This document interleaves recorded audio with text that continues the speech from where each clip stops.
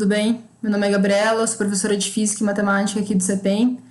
Quem esteve presente na aula sobre introdução aos conceitos de física quântica, acho que me conhece. Quem estiver me conhecendo agora, muito prazer. Eu preparei uma aula aqui hoje para vocês sobre as propriedades da matéria. Então, vamos lá? Peguem seu caderno, lápis, se quiserem anotar alguma coisa. Se tiverem dúvidas sobre qualquer conceito que eu for falar aqui, é só me perguntar depois, vou estar disponível no chat para a gente conversar. Então, vamos lá. Primeiro, só para a gente ter uma noção mais ou menos do que eu vou abordar nessa aula, preparei aqui um resumo do que a gente vai ver. Se a gente vai falar das propriedades da matéria, a primeira coisa é a gente entender o que é matéria, o que constitui a matéria, o que a gente entende por matéria. Entendendo o que são partículas, átomos, moléculas, entendendo como eles se estruturam, entender os estados da matéria, os estados físicos que a matéria pode ocupar. Depois a gente vai ver um pouco a evolução dos modelos atômicos, como é que as partículas se juntam em átomos. E aqui eu peguei os modelos mais famosos, que são geralmente o que a gente aprende na escola mesmo, que são o modelo atomista, o modelo de Dalton, Thomson, Rutherford, o modelo de Bohr, que é um dos mais atuais, apesar de não ser o mais atual na ciência como a gente conhece, mas é um dos mais atuais que a gente aprende na escola. Eu vou trazer algumas curiosidades aqui pra gente também, né? Já que a gente vai estar falando sobre matéria. Entender, da onde será que veio a matéria? Será que a gente consegue transformar a matéria em outra coisa? E antimatéria, eu acho que a antimatéria é tão falada em alguns filmes de ficção, parecendo que é uma grande coisa, que tem capacidade para destruir a humanidade. E a gente vai ver que não é bem assim. Pode ser meio frustrante, mas não é bem assim. Então, vamos começar tentando pensar o que é matéria. Pense aí na sua casa, se você tivesse que definir o que é matéria, como você definiria o que é matéria? Como começar a pensar em definir o que é matéria? Bom, uma maneira de pensar é definindo que matéria, será que é tudo isso que eu consigo tocar? Será que é a mesa, é o computador, sou eu, meu óculos, o ar, enquanto eu movimento meu braço, as moléculas de ar, elas colidem com a minha mão e se movimentam? Então, é isso que é matéria? São coisas que eu consigo tocar? Mas se são coisas que eu consigo tocar, assim, como definir matéria sem ser a partir do ser humano? A ciência busca um pouco disso. Tentar definir as coisas como pensando em que e se os seres humanos não existissem? Como é que eu conseguiria pensar sobre isso? O universo, assim. Como definir alguma coisa que não seja voltado, centrado no ser humano? Para a gente entender isso, pensar nisso, é legal porque a gente vai ver também, como é que eu consigo diferenciar coisas diferentes? Como é que eu vou definir matéria, entendendo que é matéria? Como será que eu consigo? Será que eu vou conseguir saber o que diferencia diferentes coisas? Bom, vamos entender o que é matéria, para ver por que as coisas são diferentes. Uma definição de matéria.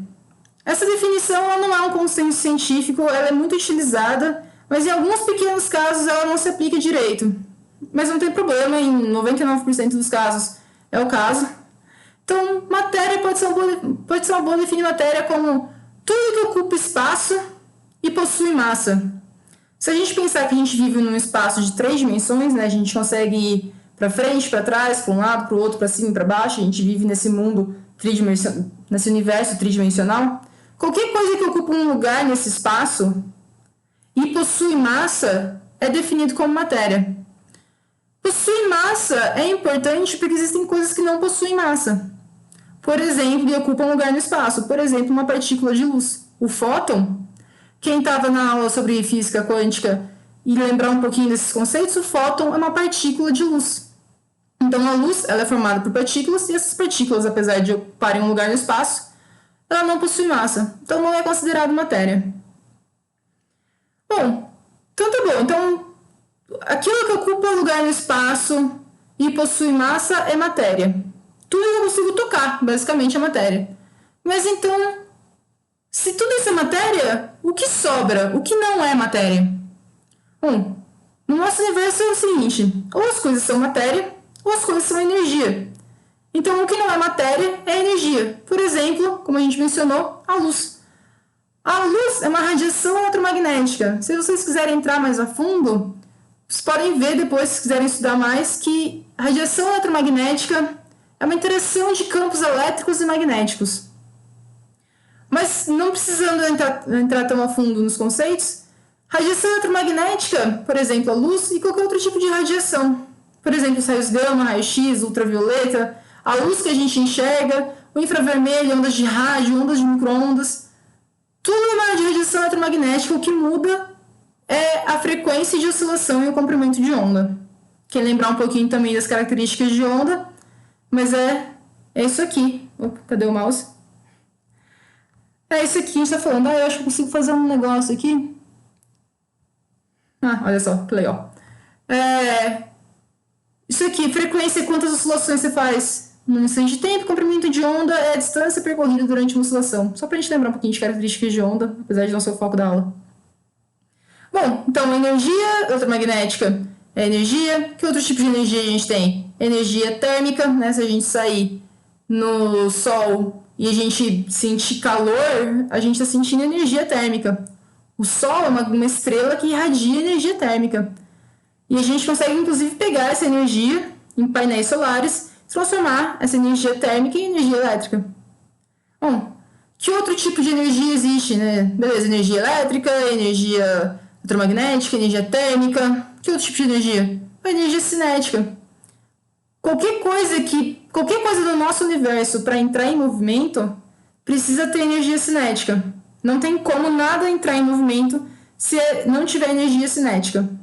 Quem já tiver visto isso no colégio vai lembrar que é aquilo lá, mv²/2. Mas quem não tiver visto ainda, estou contando aqui agora, que energia cinética é energia de movimento. Qualquer coisa que tenha velocidade, que tenha movimento, possui energia cinética. Então, quando a gente anda de bicicleta, a gente gasta energia cinética. Quando a gente empurra uma pedra e coloca essa pedra em movimento, a gente forneceu energia para essa pedra ter energia cinética para se movimentar. Quando a gente liga o carro, a gente faz reações químicas em cadeia que fornecem energia para o carro, ele consegue movimentar as rodas através do torque e fornecer energia cinética. Qualquer coisa que tem movimento tem energia cinética. Bom, então, é isso que existe no nosso universo? Existe matéria e existe energia? Será que as duas coisas se conversam? Porque se uma coisa não é matéria, ela é energia. E se ela não é energia, ela é matéria. Se são só essas coisas que existem no universo, será que não existe uma maneira de uma conversar com a outra, uma se converter em outra? Na verdade tem, e vocês já devem ter visto essa fórmula por aí, porque ela é um pouco famosa e esse cara também é um pouco famoso. Albert Einstein foi um dos físicos que revolucionou a física na época dele, e até hoje a gente usa muito. Essa fórmula, vocês devem conhecer um pouquinho, E igual a mc². O que significa isso? Significa apenas que energia é igual a massa vezes a velocidade da luz ao quadrado. A gente não precisa se preocupar agora sobre quanto vale a velocidade da luz, apesar de eu posso dizer para vocês que vale 3 vezes 10⁸ metros por segundo. Mas essa fórmula vai nos dizer que a energia de alguma coisa é igual a massa que essa coisa tem vezes uma constante, que a velocidade da luz é uma constante. Então eu tenho energia que é igual a massa vezes alguma coisa. Então, energia e massa, elas estão relacionadas. Elas têm uma proporção entre elas. Eu consigo transformar energia em massa e massa em energia. Elas são quase a mesma coisa, em formas diferentes. Bom, beleza. Vamos entender agora. A gente vai voltar isso aqui depois. Larguei aqui, mas a gente vai voltar para isso mais tarde. Vamos agora pensar... Beleza, entendemos o que é matéria, mas do que a matéria é constituída?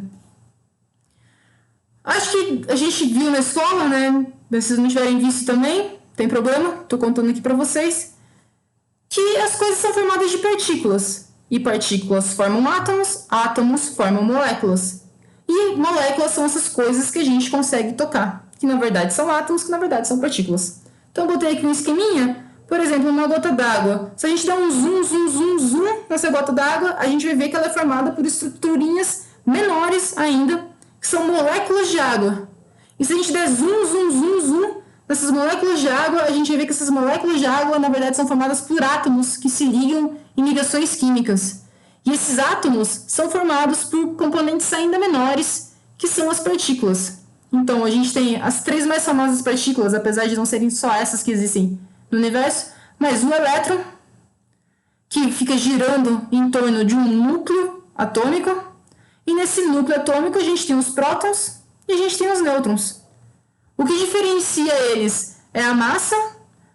O elétron tem uma massa muito menor do que a do próton e do nêutron.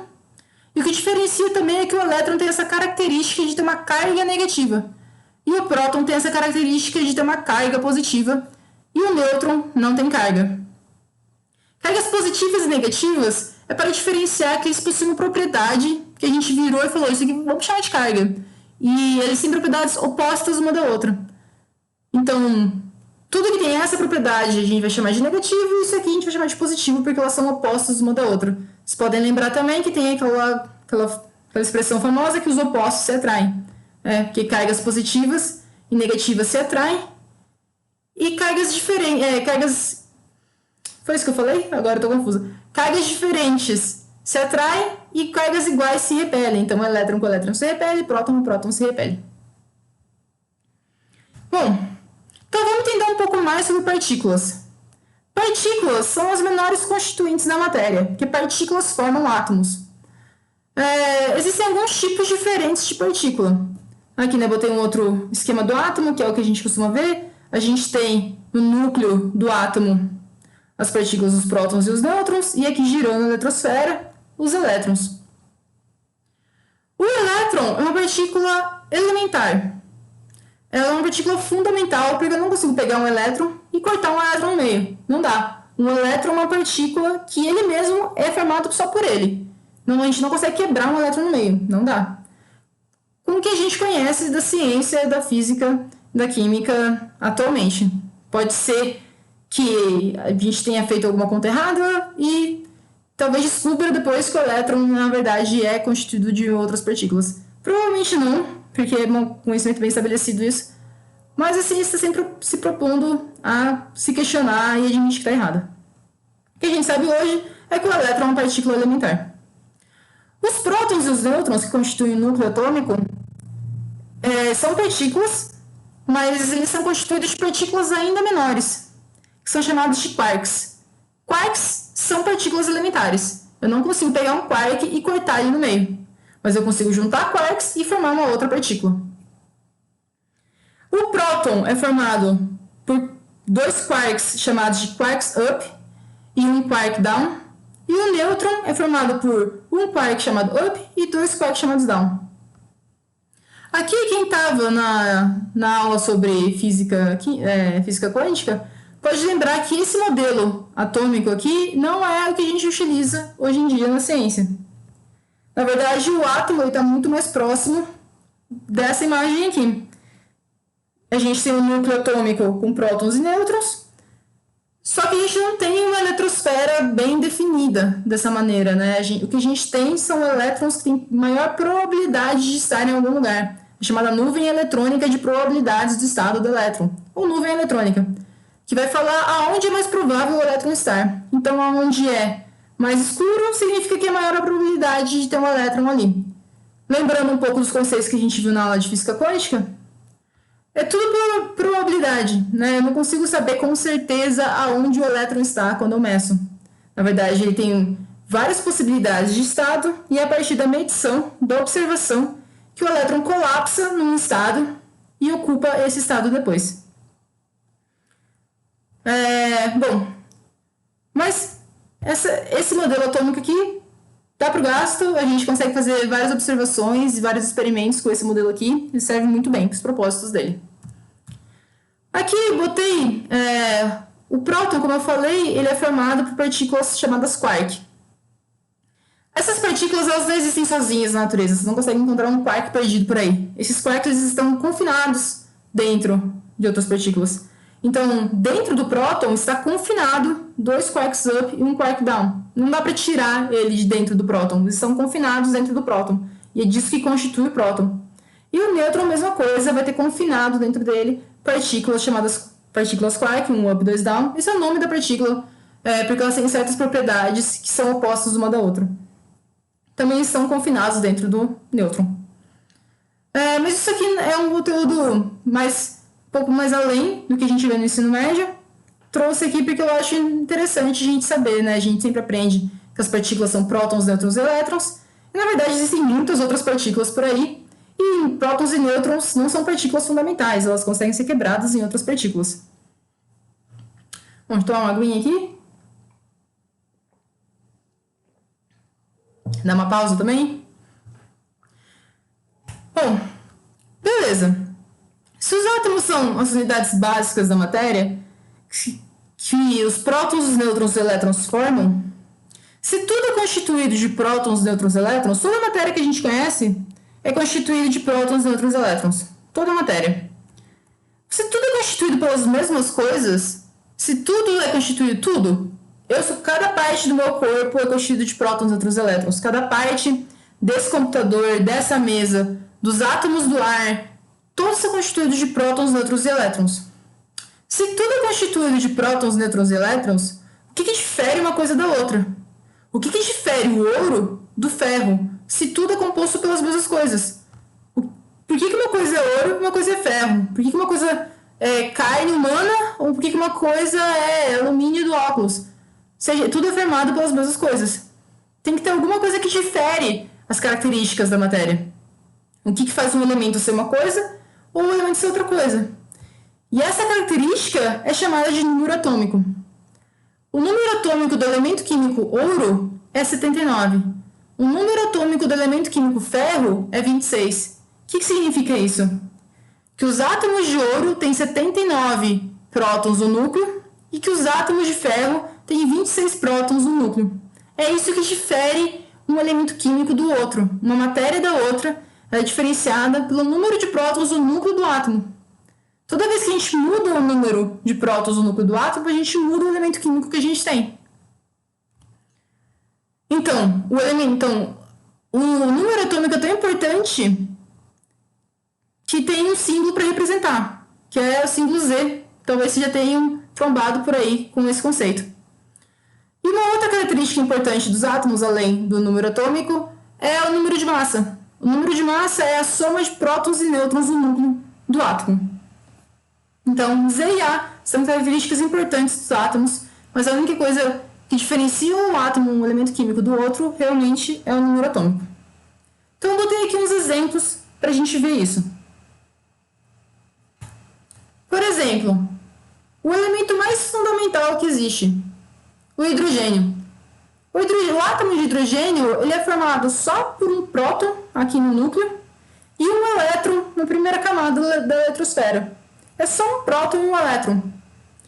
Se a gente pegar na tabela periódica, ele é o primeiro elemento, porque ele tem um único próton. Não tem como ter um elemento químico menor do que isso. Porque como é que eu vou formar um átomo sem próton? Não dá. Então, o hidrogênio tem número atômico 1, porque tem um próton, e tem número de massa 1 também, porque se eu somar prótons e nêutrons, eu só tenho um próton, então é 1. Ele é o primeiro elemento aqui. Mas o que acontece se eu pegar um átomo de hidrogênio e tacar mais um próton no núcleo? Aí ele vira um átomo de hélio. Ele vira aqui o segundo elemento da tabela periódica. É essa ordem que a tabela periódica segue. É o número de prótons do núcleo. Então aqui eu tenho o elemento 1, aqui o elemento 2, aqui o elemento 3, o 4, o 5, o 6, o 7, o 8. Cada vez que eu passo para o próximo elemento é porque eu adicionei um próton no núcleo desse átomo. É isso que modifica o elemento químico. Então, aqui um átomo de hélio, a gente tem aqui 2 prótons, 2 nêutrons e 2 elétrons rodando na eletrosfera. Vocês já podem ter ouvido falar por aí de um conceito chamado isótopo. Isótopo de um elemento químico. O que significa um isótopo de um elemento químico? É o mesmo elemento químico, só que no núcleo atômico desse átomo ele é diferente um do outro. Por exemplo, esse átomo de hélio aqui. Esse átomo continua sendo um átomo de hélio, mas olha a diferença.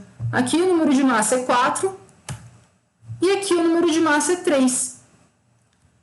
Isso significa que aqui eu tenho 2 prótons e 2 nêutrons, e aqui eu tenho 2 prótons e um único nêutron. Mas isso não muda o elemento químico. Continua sendo hélio. É um isótopo do hélio. Botei aqui como uma curiosidade, o isótopo do hélio com número de massa 3 não existe muito na Terra, mas ele é muito abundante na Lua. Isso até porque os ventos... Esqueci o nome. Eu tenho quase certeza que se chama ventos cósmicos, mas eu acho que não. Ventos lunares, não sei. Tem alguma coisa que faz, mas... Vou deixar de curiosidade por aí. Se vocês tiverem, eu posso pesquisar depois. Bom, então aqui o hélio, agora eu não botei todos aqui, né? Não vou fazer todos os elementos químicos, estou botando alguns só para a gente ver melhor. Então o lítio vai ter o número atômico 3 e o número de massa 7. Então ele tem 3 prótons e 4 nêutrons no núcleo. Se eu somar 3 com 4, 7, por isso que o número de massa é 7. E aqui a gente pode ver que ele tem 3 elétrons na eletrosfera. Outros isótopos do lítio, continua sendo lítio, né? Mas aqui eu tenho 3 nêutrons e aqui eu tenho 5 nêutrons. Não faz diferença, porque se eu tiver 3 prótons, continua sendo um elemento químico chamado lítio. E aqui como último elemento que eu vou dar de exemplo, eu peguei o carbono, porque o carbono ele é fundamental para a vida humana. Toda vida no planeta Terra é formada de carbono. Cadeias de carbono. Devem ter visto isso também em algum momento. Senão eu estou contando aqui para vocês que o elemento carbono é essencial para a vida na Terra. Toda vida na Terra é formada por carbono. O carbono é um elemento com número atômico 6, significa que ele tem 6 prótons no núcleo, e número de massa 12. Então ele tem 6 nêutrons também no núcleo. Ele está aqui, ó. Né? Foi 1, 2, 3, 4, 5, sexto elemento, número atômico 6. Vocês devem ter percebido que o número de elétrons é sempre igual ao número de prótons. Né? Se a gente ver aqui, se eu vou voltar aqui um pouquinho, só para a gente ver. Eu tenho um próton, um elétron, uma carga positiva e uma carga negativa. 2 cargas positivas, 2 cargas negativas. 3 cargas positivas, 3 cargas negativas, né? 3 cargas positivas aqui no núcleo, 3 cargas negativas aqui na eletrosfera. Aqui no carbono também. Tenho 6 prótons no núcleo, 6 elétrons na eletrosfera. Quando isso acontece, quando eu tenho na natureza, quase tudo está eletricamente neutro. O que significa isso? Que o número de prótons, carga positiva, é igual ao número de elétrons, carga negativa. Então, aqui no carbono, se eu tenho 6 prótons, 6 elétrons, está eletricamente neutro. Mas não são todos os elementos que são assim. Na verdade, a gente pode botar ou retirar. A gente também, como ser humano, sim, mas mais processos químicos na natureza conseguem tirar ou retirar mais elétrons nas camadas do átomo. Quando isso acontece, a gente fala que o elemento está eletricamente carregado, porque eu tenho uma diferença do número de prótons para o número de elétrons. O número de cargas positivas não vai ser igual ao número de cargas negativas. Então vai ter uma diferença de carga elétrica, e quando existe uma diferença de carga elétrica num átomo, a gente fala que esse átomo é um íon. Um íon negativo é porque ele tem um elétron a mais do que ele deveria ter. Né? Se o elétron é carga negativa, então se o átomo tem uma carga negativa a mais, ele é um íon negativo. Da mesma maneira, se o átomo perdeu um elétron, então ele tem uma carga positiva a mais. Eu vou ter aqui 6 cargas positivas e 5 cargas negativas. Então eu fico com um desbalanço elétrico tendendo para o positivo. Então, íon negativo ganhou elétron, íon positivo perdeu elétron. Porque a gente está falando de cargas negativas. Quando eu ganho uma carga negativa, eu fico negativo. Quando eu perco uma carga negativa, eu fico positivo. Tudo bem? Lembrando que qualquer dúvida, se tiverem, vou estar disponível no chat depois para a gente conversar. Bom, entendendo como os átomos são estruturados a partir de partículas, chegam para a hora das moléculas. Então, os átomos eles vão se ligar através dos elétrons deles. Quando os elétrons se ligam através de ligações químicas, eles formam moléculas. Então, eu botei aqui algumas representações de moléculas. Aqui, CH4, H2O, esse aqui eu nem sei o nome da molécula, e seguir representações. Nessas bolinhas representam os átomos se ligando com outros átomos e criando estruturas. E essas estruturas vão ficando cada vez mais complexas, e assim que as coisas são formadas, através de ligações entre átomos que são formados por partículas. Não vou entrar muito a fundo em ligações químicas, que eu não acho que é o intuito da aula a gente se adentrar tanto nisso, mas as ligações químicas são feitas a partir da última camada dos átomos. Os elétrons da última camada se ligam uns com os outros. Da última camada porque é a camada mais externa, é a mais fácil de se ligar. É a chamada camada de valência. Então, através da ligação entre os elétrons das camadas de valência dos átomos, eles se ligam em moléculas. Então, essa é a nossa estrutura da matéria. A gente tem partículas, átomos e moléculas. E em moléculas, a gente toca uma na outra. Bom, entendendo como as moléculas são estruturadas, a gente pode predizer e também experimentalmente ver que isso acontece. Quais são os estados da matéria? A gente conhece esses estados: estado sólido, líquido e gasoso. O que vai diferenciar o estado sólido, líquido e gasoso de alguma coisa? Por exemplo, o gelo, a água e o vapor d'água não são todos formados pela mesma molécula, H2O, 2 hidrogênios e um oxigênio? Se tudo é formado pela mesma coisa, se tudo é formado pelas mesmas moléculas, o que vai diferenciar um estado físico ou outro de uma substância? Vocês são formados pelas mesmas coisas. Bom, o que diferencia é a maneira como essas moléculas elas estão estruturadas. No estado sólido, elas estão bem juntinhas umas com as outras. Então elas ficam bem juntinhas, elas não se movimentam muito. Elas se movimentam muito pouco, então elas tendem a ficar mais próximas. No estado líquido, elas estão um pouco mais agitadas. A gente consegue ver aqui, né? No estado sólido elas são juntinhas. No estado líquido elas estão um pouquinho mais soltas, mas ainda tem uma certa ligação entre elas. E no estado gasoso, a gente pode ver que elas estão andando loucamente por aí, se movimentando bastante. O que está de diferente nessas três situações? Bom, a gente pode ver aqui que o que tem diferente é justamente a temperatura onde cada uma delas se encontram. A gente consegue ver aqui nesse termômetrozinho que está nas animações. O que a temperatura indica para a gente? A temperatura é um grau para a gente padronizar uma coisa que a gente chama de energia térmica, ou temperatura é o que a gente chama de temperatura, é o grau de agitação das partículas. Se tem agitação, tem movimento. E como eu mencionei lá no começo, energia de movimento é energia cinética. Então, quando as coisas estão juntinhas, é porque elas estão se movimentando pouco. Se elas estão se movimentando pouco, é porque elas têm menos energia cinética do que, por exemplo, o líquido e o gás. Então, se eu forneço energia para um sistema, as partículas começam a se movimentar, se movimentar, se movimentar, se movimentar. Quanto mais energia, eu vou aumentando o estado físico de um sistema.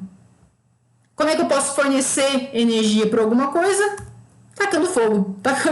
Não só apenas tacando fogo, né, mas uma maneira de fornecer energia é fornecer energia térmica. Essa energia térmica vai se transformar em energia cinética, as coisas vão se movimentar mais e a gente associa isso à temperatura. Quando as coisas estão mais agitadas, a gente fala que isso tem mais temperatura. Bom, tudo bem? Deixa eu tomar uma água aqui também, acho que eu tô falando demais. Bom que vocês respiram também um pouco. Lembrando, gente, qualquer dúvida vocês tiverem, no final, tô aí pra gente conversar no chat. Então, beleza. Agora aqui a gente estava falando sobre o modelo atômico que a gente conhece, que a gente vê na escola, núcleos atômicos e eletrosfera. Mas a gente sabe disso hoje. Como será que a gente chegou nesse modelo que a gente tem agora? A gente não nasceu sabendo isso, né? A gente teve que estruturar um conhecimento, a gente teve que modelar e crescer a nossa linha de raciocínio para a gente conseguir chegar aonde a gente está hoje na ciência. Então, para isso, eu vou propor aqui para vocês, para a gente fazer um experimento mental. Vamos pensar nesse graveto. Peguei esse graveto porque esse graveto é alguma coisa. Eu só queria alguma coisa. Podia ser uma pedra, podia ser um cachorro, um carro. Peguei um graveto. Pega esse graveto e corta ele no meio. Cortou ele no meio? Beleza, você vai ter duas metades. Pega uma metade e corta essa metade de novo no meio. Cortou essa metade no meio? Beleza. Agora pega essa metade e corta essa metade no meio de novo. E corta essa metade no meio de novo. E corta essa metade no meio. Corta no meio, corta no meio, corta no meio, corta no meio. Corta, corta, corta. Pô, mas será que a gente tem que cortar? A gente consegue cortar isso para sempre? Ou a gente vai uma hora chegar numa parte que não dá mais para cortar? Se a gente vai chegar num nível indivisível da matéria? Foi esse tipo de questionamento que a humanidade sempre teve. As pessoas pensavam sobre isso. Um dos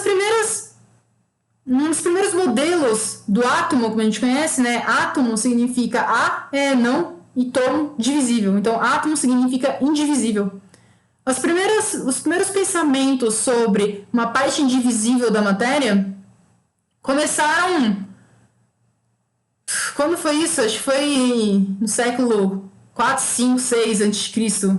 Em algum momento eu botei isso nos slides, não lembro quando, mas em algum momento eu coloquei isso. Daqui a pouco aparece essa informação. Minha questão é que é quase 3.000 anos atrás, 2.000 anos e 500, a humanidade já estava pensando sobre isso. Será que eu consigo cortar a matéria para sempre ou uma hora eu vou chegar no indivisível? Então, eu separei aqui que a história tem registro de que as primeiras pessoas a formalizarem esse tipo de pensamento foi Demócrito e Platão. Demócrito virou e pensou, eu acho que a matéria ela é formada por formas indivisíveis, indestrutíveis, de tamanhos e formas diferentes. E dependendo da forma desse átomo, dependendo de como esse átomo se liga com outro átomo, se junta em outro átomo, com suas formas e tamanhos diferentes, essa ligação entre formas e tamanhos diferentes cria, aqui, século 6 a.C., cria elementos diferentes. Então, o que diferencia a composição de um elemento para o outro é a maneira como esses átomos, que são super, super, super pequenos, mas que têm formas e tamanhos diferentes, se ligam um com o outro. Então, coisas mais pontudas são formadas por átomos mais pontudos. Coisas mais lisas são formadas por átomos mais redondos. Coisas mais irregulares são formadas por átomos mais irregulares. Era esse o pensamento dele. E um outro pensador também famoso que pensou sobre os átomos na Grécia Antiga foi Platão. Platão também acreditava que existiam partículas indivisíveis, só que eles não tinham essas formas livres igual Demócrito falava. Para ele existia um certo equilíbrio na natureza, uma certa geometria, uma certa... Esqueci a palavra agora que eu ia falar. Bom, talvez depois eu lembre. Mas Platão... minha cabeça ficou bem na frente do fogo aqui. Mas Platão, ele falava, não, existe uma simetria, era essa a palavra. Existe uma simetria na natureza. Essa simetria está disposta em formas geométricas. Então, Platão acreditava que as coisas eram formadas por átomos e esses átomos eles não tinham formas irregulares. Eles eram simétricos, geometricamente falando. E o triângulo era a forma mais elementar possível. Então, os outros elementos eram formados por formas formadas por triângulos. Então, eu botei aqui, por exemplo, o fogo. Será que eu consigo tirar minha cabeça daqui? O fogo, essa pirâmide. O ar. Putz, não sei como chama essa figura geométrica. O água, essa outra. E a terra, essa eu sei, é um cubo. E a terra, um cubo, que também eu consigo dividir em triângulos, se eu quiser. Bom, beleza. Então a gente tem essas teorias aqui, lembrando que isso aqui é século... Que século que eu falei que era mesmo? Século 6 a.C. Nessa época, a ciência não estava bem definida. Qual era o método científico, né? Não existia método científico. quando você era um pensador, um filósofo, você era filósofo, matemático, químico. Acho que químico não, porque não tinha ainda essa definição de químico, porque as pessoas não sabiam que eram elementos químicos. Mas você era um pensador de várias áreas. E os pensadores gregos, ou... Eu acho que mais os gregos mesmo, eu não sei muito o que acontecia na Índia.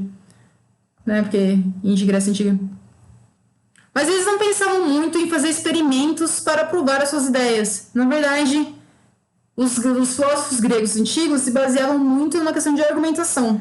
Então eu vou argumentar o meu pensamento e se ele fizer sentido, eu vou ter meio que ganho a discussão. Então eu vou montar os meus pensamentos lógicos na minha cabeça que fazem sentido lógico e aí eu vou te contar os meus pensamentos e se você achar que também faz sentido, você vai ser convencido de que faz sentido e aí você vai convencendo outras pessoas que o seu pensamento está certo.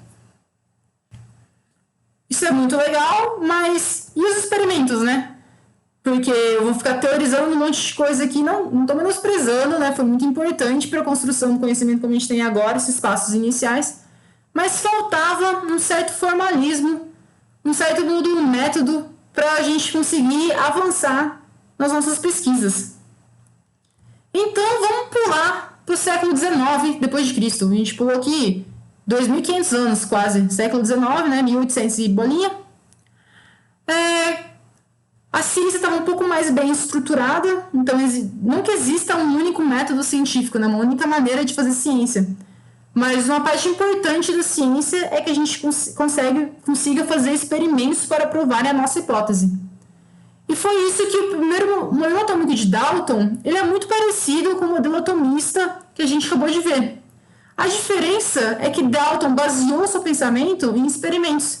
Ele fez experimentos para que dos resultados desse experimento ele conseguisse formular os postulados da sua teoria atômica. Os postulados da teoria atômica de Dalton são os seguintes. Vou contar aqui para vocês. Na verdade, vocês podem ler também, mas a gente lê junto, então. Os átomos são maciços e apresentam formas esféricas, que já muda o que Demócrito e Platão estavam falando, né? Demócrito estava naquela zoeira toda de falar pode ter qualquer forma que quiser, e Platão estava falando, não, galera, tudo formado de triângulos bonitinhos, sabe o quê? Não, Dalton falou, gente, não, os átomos são indestrutíveis, indivisíveis, e eles são esféricos. Vocês podem conhecer esse modelo de Dalton também como o modelo bola de bilhar, porque os átomos dele se assemelham ao que a gente conhece como bola de bilhar. Bom, os átomos são indivisíveis e indestrutíveis. Você não consegue quebrar um átomo. E o que difere um elemento químico do outro, para Dalton, era as propriedades dessa bola. Quanto podia ser maior ou menor, podia ter mais ou menos massa. Um elemento químico seria diferente, eu botei aqui uns exemplos, né? Por exemplo, o que difere o elemento X do elemento D é porque X é menor e tem menos massa, por exemplo. Curioso como, mesmo no modelo de Dalton, né, de 200 anos atrás, o conceito de massa e ocupar um lugar no espaço estavam presentes, né? Dalton fala, o átomo tem que ter massa e o átomo tem que ter um tamanho. Então ele precisa ocupar um lugar no espaço. É muito parecido com o que a gente hoje define como matéria. E para Dalton também, né, as substâncias químicas elas são diferentes uma da outra, porque como os átomos são diferentes um do outro, dependendo da maneira como eu combino esses átomos diferentes, eu formo elementos químicos, substâncias químicas diferentes. Então, dependendo como os diferentes átomos se organizam em diferentes estruturas, eu tenho substâncias diferentes. Hoje em dia a gente sabe que os átomos não são assim, os átomos não são bolinhas esféricas perfeitas e indivisíveis. Mas isso não significa que Dalton a gente jogou completamente no lixo as ideias dele. Na verdade, muitas vezes quando a gente vai representar moléculas, a gente usa um pouco ainda do modelo de Dalton. A gente representa algumas moléculas como bolinhas que se juntam e fazem ligações. Porque é uma maneira boa, visual, de entender como uma molécula se forma. Nenhum conhecimento científico fica ultrapassado. Quando ele fica ultrapassado, ele é jogado no lixo.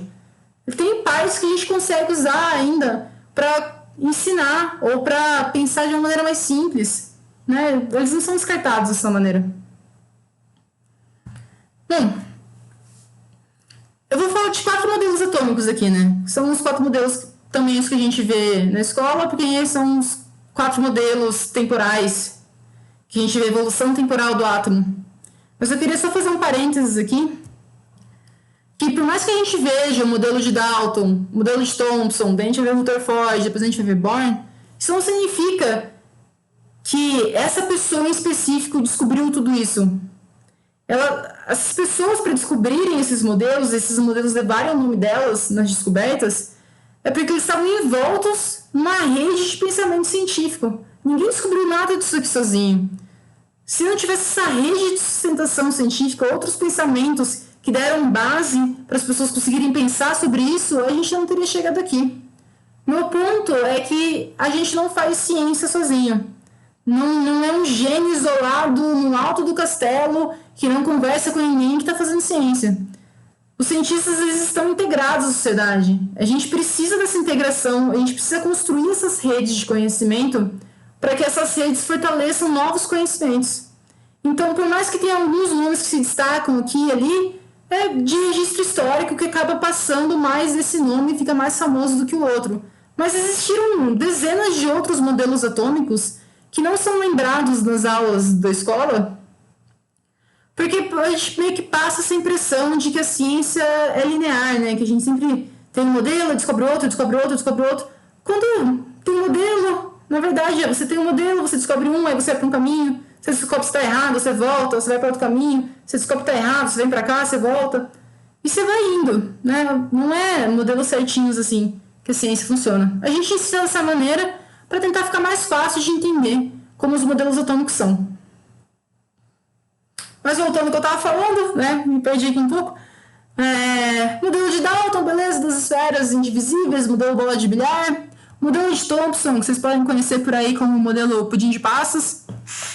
Por que o modelo pudim de passas? Porque nessa época que Thomson estava pensando no modelo atômico dele, a galera já sabia que existia uma coisa chamada de carga elétrica. E que essa carga elétrica ela podia ser desprendida dos átomos. Então, enquanto Dalton falava, cara, o átomo é só uma esfera maciça e ponto, Thomson percebeu que existiam cargas elétricas no átomo e que você conseguia tirar essa carga elétrica. Então, ele teve que pensar em um outro modelo atômico, né? Porque se eu consigo tirar cargas elétricas do meu átomo, como eu vou estruturar esse átomo? Ele não pode ser uma esfera lisa e indivisível. Tem que ter uma outra componente aqui. Então, ele pensou no seguinte modelo. Beleza. O átomo, com a matéria neutra, a matéria por si só, ela é neutra de carga. Então, a parte positiva e a parte negativa, elas têm que se equilibrar dentro de um átomo. Então, existem essas duas partes dentro de um átomo. Ele estruturou o seguinte, que existe uma parte positiva e em cima dessa parte positiva tem as partes negativas. Esses 2 pontos que eu acabei de falar. E vou seguir também, né? Os elétrons não estão fixos ou presos no átomo. Eles podem ser transferidos para outro átomo. Isso foi devido a experimentos que ele percebeu que você conseguia gerar uma corrente elétrica, você conseguia tirar a parte negativa de um átomo. Então, se eu conseguir tirar uma parte negativa de um átomo, é porque existe uma parte negativa e uma parte positiva no átomo. Então, eu preciso mudar meu modelo de se pensar o átomo. Esse modelo também ficou ultrapassado, né? Foi fazendo cada vez mais experimentos e percebendo que, esse modelo aqui não vai dar certo. Então, o próximo modelo que a gente vai ver é de um cara chamado Rutherford, que, na verdade, ele foi fazer um experimento para provar o modelo de Thomson e fazendo o experimento para provar o modelo de Thomson, ele percebeu que o modelo de Thomson estava errado. O experimento de Rutherford foi basicamente o seguinte, o que ele queria ver? Ele pegou uma caixinha aqui, que tem um elemento químico, o polônio, que ele emite partículas alfa, né? Ele decai, ele é radioativo, ele decai e emite partículas alfa. Partículas alfa nada mais são do que núcleos do átomo hélio. Então, são 2 prótons e 2 nêutrons. É isso que uma partícula alfa é. Você direciona esse feixe de partículas numa lâmina de ouro. Mas uma lâmina de ouro bem fininha. Peguei aqui um papelzinho. É como se você tem uma lâmina de ouro bem fininha. Para que lado que está aqui? Aqui, não vou conseguir fazer isso, tá invertido aqui, eu não consigo pensar. Você joga matéria, né? Você joga partículas alfa. Já sabia que partículas alfa eram partículas que tinham matéria. Então você pega uma coisa que tem matéria, você joga contra uma parede de outras coisas que tem matéria. O que Rutherford esperava que fosse acontecer? Bom, eu tenho uma lâmina de matéria e eu jogo pedacinhos de matéria, o que vai acontecer? Vai bater e voltar, vai bater e voltar. Né? Era isso que era esperado. Eu pego uma partículazinha e jogo contra um mural de átomos que são aqui maciços. Pô, essa bolinha, essa minha matéria vai bater com essa parede de átomos e vai chicotear de volta. Mas não foi isso que aconteceu. Foi por isso que ele botou esses detectores aqui em volta. Tá vendo? Esse sulfeto de zinco é um detector que ele queria ver aonde que as partículas elas iam bater depois que elas batessem na lâmina. Ia bater, ia vir pra cá, ia bater, ia vir pra cá, ia bater, ia vir pra cá, ia passar reto. O que ia acontecer? Qual o experimento o que esse experimento ia mostrar pra gente? Então, era esperado isso, né? Que você joga. É como se você. Imagina você tá jogando uma pedra contra uma parede. Você joga uma pedra contra uma parede, a pedra vai chicotear e voltar pra você. Porque você tá jogando matéria contra uma parede de matéria. Como a galera achava que o átomo era essa estrutura grande aqui composta de matéria, era isso que o Rutherford achou que ia acontecer no experimento dele. Só que a coisa mais doida aconteceu. Ele percebeu que a maior parte das partículas passava direto pela lâmina. Deixa eu passar aqui. Ele achava que o que aconteceu é basicamente isso. Isso aqui se representam as trajetórias da partícula alfa. Ele jogou um monte de partícula alfa e pô, a maioria atravessou reto e algumas poucas sofreram um desvio. Então, vou voltar aqui. A maioria passou reto, bateu aqui no 1. Uma outra parte bateu aqui no 2, sofreu algum desvio. E uma parte menor ainda, ele chicoteou de volta e voltou para onde veio. Então, 3 possibilidades. Passou reto, foi a maior parte, algumas desviaram o caminho e algumas bateram e voltaram. Aí o Rutherford pensou, cara, esse modelo aqui não pode estar certo. Porque se esse modelo estivesse certo, isso que eu acabei de ver nos experimentos não ia ter acontecido. Como é que a maior parte das partículas passou reto numa parede de átomos? Não dá. Então o Rutherford pensou, pô, a gente precisa repensar o nosso modelo atômico. O modelo atômico que a gente tem agora não faz sentido. Os meus dados experimentais não mostram que isso é verdade.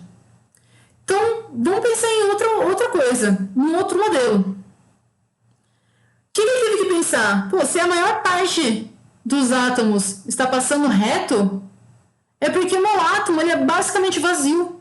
Então tem muito espaço livre para essas partículas passarem. E as partículas que sofrem algum tipo de desvio? Bom, se elas sofrem algum tipo de desvio, e eu estou jogando partículas positivas, né? Lembrando que uma partícula alfa são 2 prótons e 2 nêutrons. O nêutron não tem carga, são só alguns prótons. Partículas alfa têm carga positiva. E o núcleo, se ela está sendo repelida, se ela está sofrendo algum tipo de deflexão aqui, ó, como a gente pode ver, é porque ela está sendo repelida. E para ela ser repelida, ela tem que estar sendo repelida por alguma coisa positiva também. Então a parte positiva do átomo está aqui no núcleo. Essa era a única explicação que ele encontrou para isso acontecer. Então, como que ele pensou um novo modelo atômico? O novo modelo atômico pensado por Rutherford é esse modelo aqui, que é também comumente conhecido como modelo do sistema solar, porque ele se assemelha a um sistema solar, né? Como se fosse no Sol um núcleo e os planetas rodando em volta, os elétrons rodando em volta. Então, o modelo atômico de Rutherford, ele teve que separar. Os modelos de antes, o de Dalton e de Thomson, pensavam numa única esfera, uma única parte maciça aqui, uma única esfera. Rutherford falou, galera, não. A maior parte do átomo tem que ser vazia. Então, eu tenho um núcleo do átomo, que é o núcleo positivo, e eu vou ter a parte negativa do meu átomo na eletrosfera, rodando em volta do meu núcleo. Foi isso que ele falou na característica do modelo dele. Eu vou ter 2 partes do átomo agora. Eu vou ter o núcleo e eu vou ter a eletrosfera. No núcleo eu tenho as partículas positivas, os prótons. Naquela época a galera não sabia que existia nêutron ainda. E é onde concentra a maior parte da massa do átomo. E na eletrosfera, eu vou ter imensos espaços vazios que permitem que matéria atravesse essa minha lâmina de ouro. E é onde ficam as partículas negativas, que são os elétrons. Eles ficam rodando em volta do núcleo. Era um modelo revolucionário, né? Porque ninguém tinha pensado ainda nisso, que a maior parte do átomo era espaço vazio. Apesar desse modelo ter sido bem legal de se pensar, ele ainda tinha alguns problemas. Vou contar para vocês aqui qual o principal problema desse modelo. Bom, o elétron é uma partícula que tem carga positiva. E a galera já sabia nessa época que cargas em movimento irradiam radiação. Eu não sei se essa expressão está correta, irradiar radiação. Mas é irradiar radiação. Cargas em movimento, cargas aceleradas, na verdade, tem que estar acelerada para rodar, né? Então, se ela está rodando aqui, é porque ela está acelerada. E cargas elétricas aceleradas, elas perdem energia na forma de radiação. Isso aqui está jogando fótons de energia para fora. Se ele está perdendo energia nessa aceleração, ele está perdendo que tipo de energia? De novo, energia cinética. Ele está perdendo energia de movimento. Se ele está perdendo energia cinética, né, o negócio está rodando. Se ele está perdendo energia que está sendo irradiada em forma de radiação, eu não sei, está estranha essa expressão. Ele está perdendo fótons de energia. Se ele está com cada vez menos energia, ele vai cada vez se movimentar mais perto do núcleo. Porque ele tem cada vez mais energia e ele não consegue ficar muito longe. Ele está sendo puxado para dentro do núcleo. Se ele está cada vez perdendo energia, então uma hora o elétron vai colapsar com o núcleo atômico e o átomo não vai existir. A galera já sabia disso. A galera já sabia que cargas aceleradas em movimento perdiam energia. Então, dando um spoiler aqui, né? Mas voltando aqui. Era isso que eu ia falar mesmo. Então, esse era o principal problema desse modelo. Ele explicava muita coisa, foi muito legal ele ter pensado que o átomo era basicamente vazio, onde o núcleo era positivo e os elétrons rodando ao redor era negativo. Mas tinha esse grande problema que foi solucionado por o quarto modelo que a gente vê, que é o modelo de Bohr. Também chamado de modelo Rutherford-Bohr, porque ele pegou o modelo de Rutherford e botou algumas restrições. Que o modelo de Rutherford, os elétrons podiam rodar onde eles quisessem. Eles podiam tanto rodar próximo, quanto longe, quanto muito longe, quanto no meio, próximo do núcleo. Não tinha muito uma distinção. O que Bohr virou e falou foi, calma lá, os elétrons estão realmente rodando em volta do meu núcleo atômico, mas eles não podem rodar em qualquer lugar, não. Eles só conseguem ficar em camadas de energia determinada. Não é em qualquer camada, não é em qualquer parte da eletrosfera que esses elétrons podem ficar. Eles podem ficar apenas no nível de energia que eles têm. E essas energias não são qualquer energias também. Essas energias são pacotes fechados de energia. Pacotes fechados de energia, não, desculpa. São níveis quantizados de energia. Quem estava na aula de física quântica aí vai lembrar que coisas quantizadas significam que tem uma unidade certa para ter, uma quantidade certa para ter. Eu não posso ter qualquer valor de energia. Eu posso ter apenas múltiplos desse valor. Eu não posso ter uma energia e meia, por exemplo. Posso ter 1, 2, 3, 4, 5. E outra coisa que Bohr postulou foi que, além dos elétrons não poderem ficar em qualquer nível na eletrosfera que eles quisessem, o elétron só pode saltar para um outro nível se ele absorver energia. Então, ele está aqui, por exemplo, aqui. Eu tenho o meu núcleo e aí eu tenho as minhas camadas de energia. Camada 1, camada 2, camada 3, existem 7 camadas. Se o elétron está aqui na camada 2 e ele vai para a camada 1, ele só consegue fazer isso se ele perder a energia suficiente para chegar na camada 1. Porque, lembrando, Bohr falou que as órbitas têm níveis de energias quantizados, ou seja, existem quantidades certas de energia. Então, para você estar na camada 1, você tem que ter uma quantidade certa de energia para estar na camada 1. Para você estar na camada 2, você precisa ter uma quantidade certa de energia para estar na camada 2. Para você ter na camada 3, você precisa de uma quantidade certa de energia para na camada 3, e assim por diante. E você consegue só ir de uma camada para outra se você tiver essa energia necessária. Então, quanto mais longe do núcleo, mais energia essas órbitas têm. Você precisa de cada vez mais energia para estar em camadas mais distantes. Então, a primeira camada é a camada menos energética. É a chamada camada fundamental.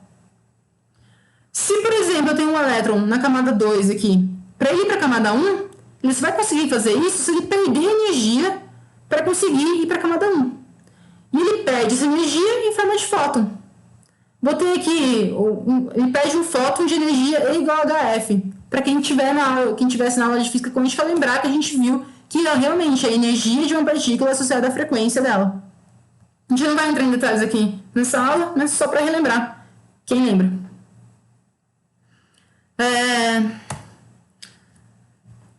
Então, vou fazer algumas contas aqui, né? Não é para fugir muito na matemática. Eu tenho que fugir bastante da matemática, eu quero falar mais conceitualmente as coisas com vocês, mas vou trazer também um pouquinho de matemática, porque eu sei que tem gente que gosta de matemática também.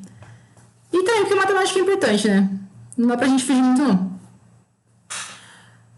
Vamos calcular com vocês o quanto de energia um elétron precisa absorver para mudar de camada. Quem estiver no terceiro ano do ensino médio pode ter visto, talvez, isso nas aulas, que são, aqui em estado de São Paulo, pelo menos, recentemente as aulas foram sobre os níveis de energia do átomo de hidrogênio. Então, quem vê isso pode associar com a matéria que viu na escola também. Eu consigo calcular a energia necessária para um elétron estar numa camada, no nível do átomo. Essa energia é igual... São valores aqui, vocês podem confiar em mim se são esses valores, porque as contas para chegar nisso são muito complicadas, mas quem tiver dúvida, quem tiver curiosidade, eu posso mudar depois, como da onde chegou. Mas menos 13,6 eletronvolts. Eletronvolts é a unidade de energia dividido por N ao quadrado. O que significa N ao quadrado? N é o nível do nível da camada da eletrosfera. Então, se a gente substituir N por 1, eu vou ter menos 13,6 dividido por 1. Então, quando N é 1, a energia dessa camada é menos 13,6. Quando N é 2, ou seja, está na segunda camada, vou substituir aqui por 2, vai ficar 2 ao quadrado, 4. Então, menos 13,6 dividido por 4, menos 3,4. N igual a 3 é a terceira camada. Substituo N por 3 aqui, vai ficar 3 ao quadrado, 9, dividindo menos 13,6 por 9, dá menos 1,51, e assim por diante, e vai indo. Para que isso? Bom, se eu quiser pensar o seguinte...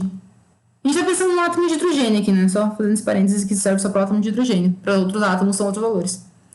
Se eu estou no primeiro nível da camada da eletrosfera e eu quero ir para o segundo, a energia que eu preciso absorver, né? Eu preciso ter mais energia. Eu preciso absorver uma energia em forma de fóton e o valor dessa energia é a diferença entre esses dois níveis.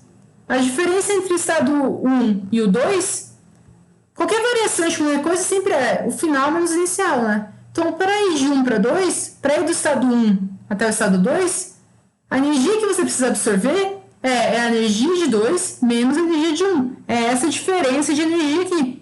E quando a gente faz E2 menos E1, eu tenho um valor positivo aqui, né? Porque a gente vai fazer menos com menos, de 10,2 eletronvolts.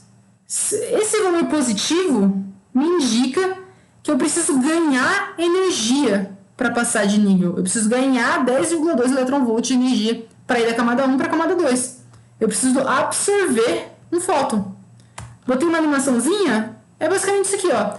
Eu tenho o núcleo com um próton, e aqui eu tenho um elétron rodando na eletrosfera. Quando bate um fóton nesse elétron, esse elétron absorve essa energia. Quando ele absorve essa energia, ele tem energia suficiente para mudar de nível. Então ele vai passar para a camada 2. Então ele absorve um fóton que tem que ter 12,2 eletronvolts de energia, absorveu. Eu estou apontando aqui para a tela como vocês pudessem ver que eu estou apontando. Ele absorveu esse fóton, ele mudou para a camada 2. E se fosse o contrário? Se eu quisesse sair da camada 2 e ir para a camada 1, o que eu teria que fazer? Bom, aí eu teria que perder energia. Para ir da camada 2 para a camada 1, eu tenho que perder o mesmo tanto de energia. Né? Eu preciso perder a diferença entre esses dois níveis. A diferença sempre é o final menos o inicial. Então, o final é o estado 1, o inicial é o estado 2. Então, a energia do estado 1 menos a energia do estado 2 dá menos 10,2 eletronvolts, né? Fazendo essa conta aqui. Esse sinal negativo indica que eu preciso perder energia. Não, a matemática trabalha com símbolos, né? Então, esses símbolos significam coisas. O sinal positivo ou negativo significa alguma coisa. O negativo, na física, quando a gente está falando de energia, significa perder energia.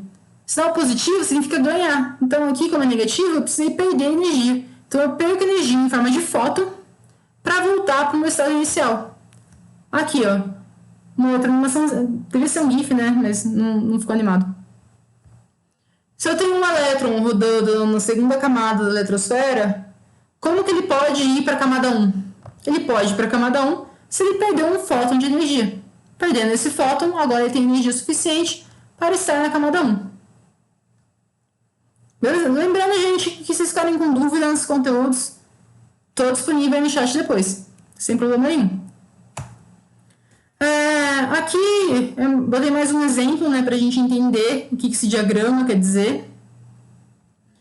Então, aqui, por exemplo, quando eu estou indo de um estado maior para o menor, eu estou liberando energia, estou dando emissão de fótons. E quando eu estou indo para um estado menor para um estado maior, eu precisei ganhar energia, eu estou absorvendo fótons.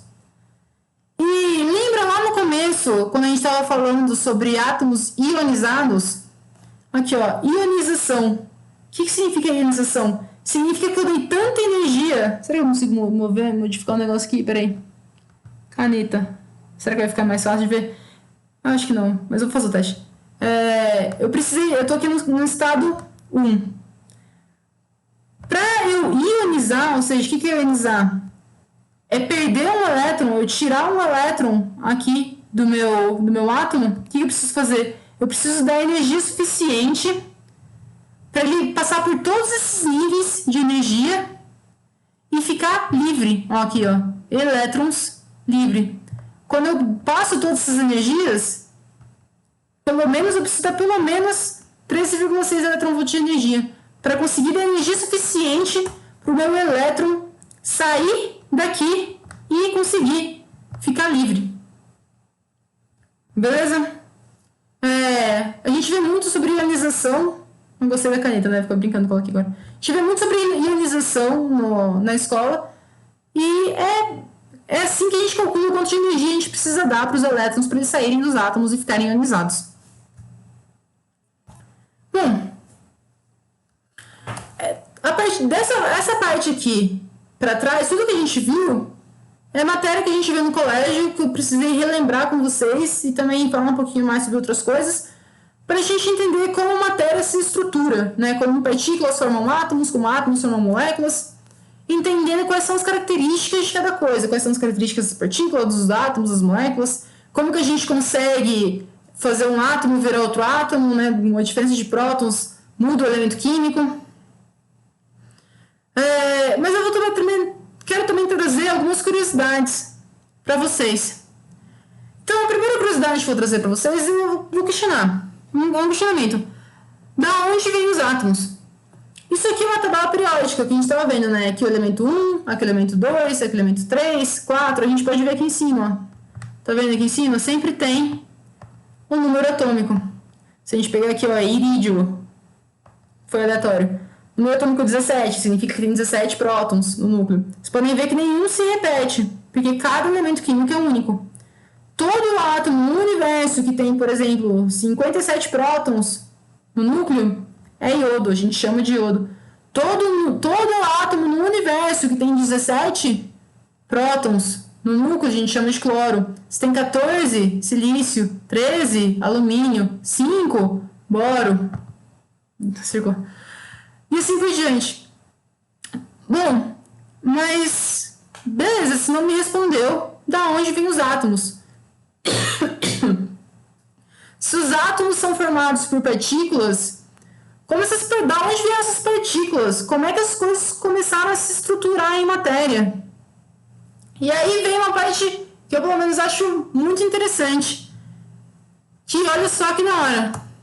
Com exceção dos elementos hidrogênio e hélio, todos os outros átomos que existem no universo foram formados no interior de estrelas. Todos. A gente é formado basicamente de carbono, que eu falei, né? E outras coisas, várias outras coisas. Cada átomo que existe no nosso corpo veio de uma estrela, que provavelmente morreu. Ela deve estar morta já, porque carbono vem só no final da vida da estrela. Então, cada átomo que existe no universo, tirando hidrogênio e hélio, mas depois eu falo, vou circular aqui também agora, né, que eu pirei com a canetinha aqui. Com exceção do hidrogênio e do hélio, todos os outros átomos são formados no interior de estrela. Depende do tamanho da estrela, né, de quanta energia ela consegue usar de combustível, e depende também da fase da vida da estrela que ela está. Dependendo da fase da vida dela, ela vai produzir elementos diferentes. E estrelas de tamanhos diferentes seguem processos nucleares diferentes. Não vou entrar aqui, mas vocês podem pesquisar depois, comendo curiosidade, quem tiver, vida das estrelas, e vão ver que existem diferentes tipos de estrelas, com tamanhos diferentes, que têm começos diferentes, meios diferentes e fins diferentes. Algumas estrelas explodem em supernovas, outras viram buracos negros, outras viram anãs brancas. Depende do quanto de massa que ela tem. Bom, se a gente vai falar da onde vêm os átomos, que eles são formados no interior de estrelas, acho que antes da gente ver isso, a gente precisa entender um pouco mais o que é uma estrela. O Pumba já sabia que era uma estrela, né? Eu vou ler aqui esse diálogo com vocês, caso não dê para ler na tela de vocês, porque eu não sei se vocês estão vendo pelo celular, talvez fique muito pequeno. Mas é a cena do Rei Leão, que eu acho que todo mundo assistiu. Se ninguém assistiu, se você não assistiu o Rei Leão ainda, assista Rei Leão. O Pumba pergunta pro Timão: Timão, já imaginou o que serão aqueles pontos brilhantes lá em cima? Aí o Timão responde: Ah, Pumba, eu não imagino, eu sei. São vagalumes que ficaram grudados naquela coisa grande azul escura. Aí o Pumba: Poxa, eu sempre pensei que fossem bolas de gás estourando a bilhões de quilômetros daqui. E o Timão fala: Pumba, pra você tudo é gás. Mas realmente, Pumba estava certo. As estrelas são bolas de gás. Uma estrela é uma bola pegando fogo. Acho que isso é um senso comum que não é verdadeiro. Estrelas são bolas de gás. Então, pra gente entender melhor o que são estrelas, vamos entender de onde estrelas vieram. Vocês devem ter ouvido falar esse nome em algum momento por aí, talvez, nebulosas. O que são nebulosas? Se vocês não ouviram, estou contando para vocês agora que existe uma coisa chamada nebulosa. Nebulosa é chamada de berço das estrelas, que é da onde as estrelas nascem. Lembra que eu falei lá no começo que, tirando hidrogênio e hélio, todos os outros elementos químicos são formados no interior de estrelas? É porque as estrelas são formadas basicamente de hidrogênio e hélio. Nebulosas são grandes conglomerados de gás, porque o universo é gigantesco. Quem estava na aula de física quântica, eu falei para vocês, entra naquele site, Scale of the Universe, para ter uma noção de quão grande o nosso universo é. Não sei se alguém fez isso, mas eu estou falando aqui de novo, e se alguém estiver me escutando agora, entre nesse site e veja quão grande o universo é, porque o universo ele é gigantesco. Meu ponto é que o universo é gigantesco e tem muito hidrogênio e hélio no universo.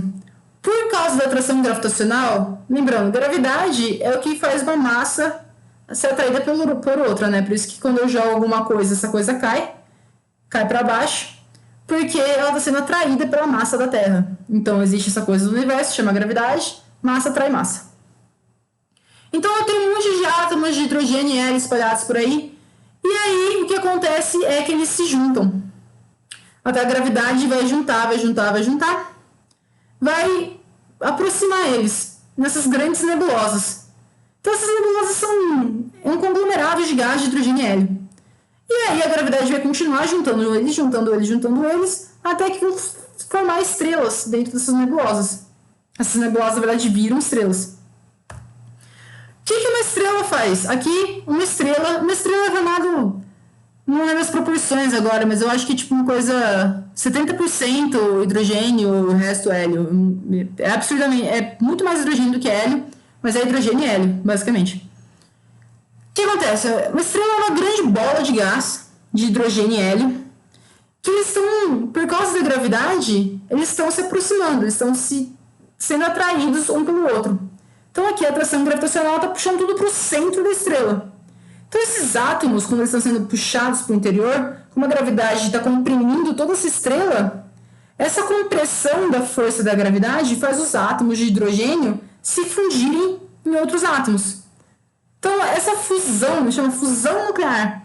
Quando os átomos de hidrogênio começam a sendo puxados perto, eles vão acabar formando um outro átomo. Lembra que eu falei que o que difere um elemento químico do outro é o número de prótons no seu núcleo? Então, quando tem uma fusão nuclear, você está pegando prótons e juntando a força eles para formar um outro elemento. E quando isso acontece, aqui tá vendo essa bolinha? Isso aqui significa energia. Isso significa que a energia é liberada. A fusão nuclear libera muita energia. Eu estou criando novos elementos químicos. Eu estou pegando hidrogênio, estou esmagando eles juntos para eles formarem outros elementos. Forma hélio, e depois o hélio se junta entre ele e forma um elemento cada vez mais pesado. Hidrogênio tem um próton, ele vai ter 2 prótons, aí esse hélio pode se juntar com outro hidrogênio e formar um próton com 3 prótons, um átomo com 3 prótons, que pode se juntar com outro hélio e formar um átomo de 5 prótons. Bom, e vai juntando. Quanto mais o tempo passa, átomos diferentes estão sendo criados. No começo é basicamente hélio, e depois lítio. E a estrela vai formando elemento, e ela vai ficando nesse equilíbrio. Antes dela morrer, o que está acontecendo? Por que se essa estrela está sendo juntada para o centro, por que ela não colapsa na gravidade? Por que a gravidade não empurra tudo junto e vira uma coisa só? Porque enquanto a gravidade está puxando toda essa estrela para o centro, o que acontece é que a energia liberada na fusão nuclear, ela vai se equilibrar com a força gravitacional. Então, por muito tempo, por milhões ou trilhões de anos, depende do tamanho da estrela, eu acho que é de milhões a trilhões de anos que uma estrela pode viver. Depende do tamanho da estrela. O nosso Sol daqui a pouco morre, inclusive. Curiosidade para aí vocês, galera, daqui acho que 10 bilhões de anos eu acho que o Sol morre. Ou pode ser menos, agora eu não lembro, não tenho certeza. Mas não é mais que isso não. Mas enfim, o que acontece? A gravidade está puxando tudo junto, forma novos elementos com fusão nuclear, essa fusão nuclear libera energia. Então ela fica nesse equilíbrio. Enquanto a gravidade puxa, a energia da fusão vai para fora. E ela fica nesse equilíbrio. Até que uma hora acaba o combustível da estrela, né? A energia, como ela começa a formar elementos cada vez mais pesados, para formar elementos cada vez mais pesados, a energia que libera na fusão nuclear de elementos pesados, elementos com 10, 15, 20 prótons, não é muita energia. É bastante energia, mas pelo tamanho do Sol e pela força gravitacional que está sofrendo, essa energia é pouca. Então a gravidade acaba ganhando. Quando a gravidade ganha, a estrela morre. De novo, tô falando demais, né? Espero, nem sei quanto tempo deu aqui já. Tomando uma aguinha. Se mantenham hidratados, é importante tomar água. Vamos lá. Mas eu falei, né? Beleza, as estrelas são grandes. Lembra, galera? Se vocês quiserem saber mais sobre estrelas, tô aí no chat depois pra gente conversar. Bom, falei pra vocês que as estrelas são formadas por hidrogênio e hélio. E dentro das estrelas se formam outros elementos químicos. Todo átomo que existe no universo é formado, que não for hidrogênio e hélio, foi formado no interior de uma estrela. Todo. Bom, mas então da onde que vieram os hidrogênios e os hélios? Pô, se tudo é formado no interior da estrela, da onde vem hidrogênio e hélio? E aí eu respondo pra vocês, Já ouviram falar do Big Bang? O que foi o Big Bang? O Big Bang marcou o início do universo como a gente conhece agora. Há quase 14 bilhões de anos atrás, acho que o cálculo mais próximo que a galera consegue fazer é de mais ou menos 13,8 bilhões de anos atrás, quase 14 bilhões de anos atrás, o universo como a gente conhece hoje começou a existir. O que aconteceu foi um processo de inflação do espaço-tempo. Então, quando a gente se pergunta, né, o que aconteceu antes do Big Bang, é impossível a gente saber, porque antes do Big Bang não existia tempo, não existia espaço, não existia universo como a gente conhece agora. Não tem como a gente responder essa pergunta. É frustrante, mas não tem como. Porque como é que a gente vai responder uma coisa a respeito de um universo que a gente não viveu, a gente não vive dentro dele? É só especulação, né? É só abstração, né? Mas, enfim, o que aconteceu foi que o que a gente entende pelo Big Bang hoje? O universo estava lá existindo, quer dizer, não estava existindo, né? Toda a matéria, toda a energia do universo estava condensada num pontinho muito pequeno. Muito pequeno. Muito pequeno. Que era tão pequeno que ele não existia. Materialmente falando, né? Era um ponto muito pequeno. Que ali estava condensada toda a energia do universo. E aí era assim. Até que aconteceu o que os físicos chamam de quebra de simetria. Uma quebra de simetria é porque o universo ele era de um jeito, passou, sei lá, um tempo desse jeito, e por algum motivo, por um instante, ele deixou de ser o que ele era. Por quê? Não se sabe, foi uma quebra de simetria. O universo parou de ser como ele era. E aí, nessa quebra de simetria, o nosso universo começou a existir. O tempo e o espaço foram criados e começaram a inflar, a se expandir. E nessa expansão, as coisas começaram a existir. A energia foi... Quer dizer, não foi criada, né? Já estava ali junto. Mas a energia começou a expandir e a matéria a se formar. As primeiras partículas de prótons e nêutrons foram formadas cerca de alguns minutos após o início do nosso universo.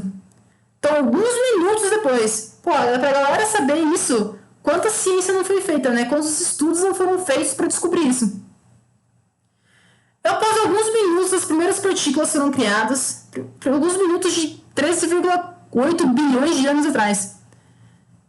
E após cerca de quase 400 mil anos, 379 mil anos, os elétrons e os núcleos começaram a se combinar em átomos. Então, porque imagina, o universo é gigantesco. Gigantesco, né? Começou a expandindo. Após alguns minutos, as partículas foram formadas. Aí tem uma partículas andando pelo universo e até essas partículas se encontrarem para formar átomos demorou quase 400 mil anos. O que ainda é muito recente na história do universo. Então, foi nesse momento que os átomos de hidrogênio foram criados. Os átomos de hidrogênio e a maioria dos átomos de hélio. As estrelas ainda produzem hélio, só que elas não produzem tanto o suficiente para ser responsável para toda a formação de hélio do universo. Segundo as contas físicas e matemáticas, os átomos de hélio também tiveram que ter sido criados nesse momento do Big Bang. Pô, isso quer dizer o quê? Olha que louco pensar isso agora. Significa que todo o átomo de hidrogênio que existe no universo foi criado no mesmo momento na história do nosso universo. O nosso universo criou o átomo de hidrogênio quando ele tinha 400 mil anos de idade e não criou mais depois. Todos os átomos de hidrogênio foram criados nesse intervalo de tempo do universo. Quando a gente está bebendo o nosso copo d'água, eu vou até tomar uma água em homenagem a esse momento aqui. Mas quando a gente toma uma água, a água é formada do quê? De H2O.